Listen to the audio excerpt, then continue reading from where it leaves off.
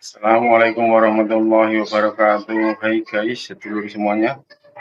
Sekarang kita akan mendengarkan tausiah dari Ustadz Danu. Kali ini tausiahnya akan membahas tentang jangan terlena dengan kenikmatan dunia, karena kenikmatan dunia itu sebagian dari ujian kita.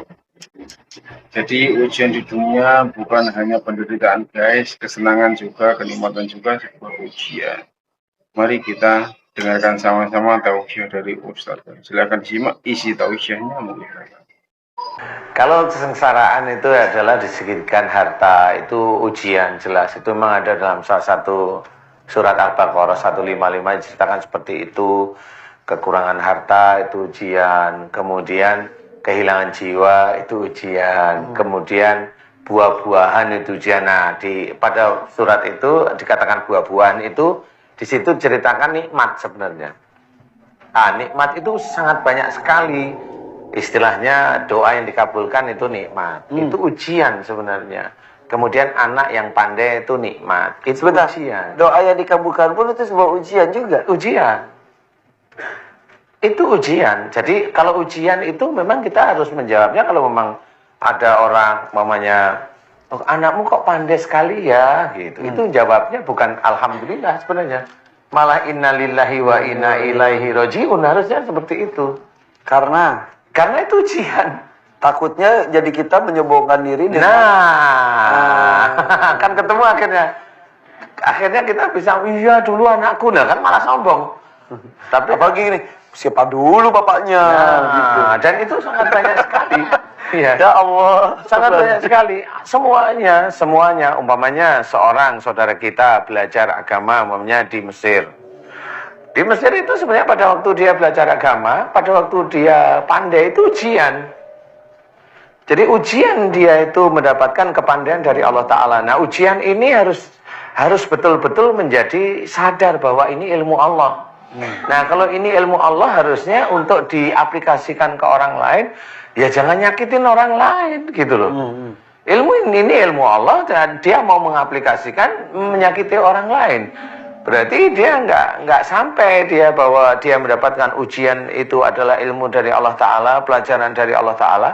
Dia tidak tahu. Nah yang ada adalah bahwa saya sudah sekolah di Mesir. Itu menjadi kesombongan sehingga apalagi merasa lebih pintar daripada yang lain. Dia akan merasa aja. Nah makanya di situ itu merasa dia lebih pintar daripada orang lain. Oh itu sudah sombong, itu sudah riak. Nah itu berarti dia nggak mampu sebenarnya. Jadi dia tidak mampu mengelola ujian yang dititipkan oleh Allah Ta'ala, salah satunya berupa ilmu. Betul. Nah ini yang tidak pernah dirasakan. Sebenarnya contohnya, saudara kita belajar hafalan Quran. Ya.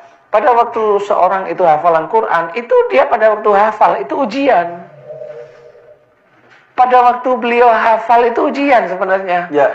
Nah pada waktu memang hafal 30 juz, beliau mampu nggak menyangga ujian ini? Apakah itu bisa menjadikan dia lebih tawadu, ya? Atau menjadikan dia lebih naik, berbangga diri. Nah inilah yang harus yang kita khawatirkan adalah pada waktu kita diberi nikmat oleh Allah Ta'ala. Nikmat itu apa ya? Seperti itu. Ya. Keinginan kita. Urusannya itu ke hati ya. Itu urusannya iman, bukan cuma hati. Bukan kalau itu. Lebih ke iman juga. Iman itu. Nah kalau sudah ujian kan semuanya milik Allah. Akhirnya umpamanya kita diberi ilmu, mau memberikan pada orang itu lihat dulu. Orang ini mampu nggak ya saya akan berikan. Kan seperti itu ya. Nah betul. Dengan seperti itu dia akan menjajaki nanti. Mau memberikan ilmunya dijajaki.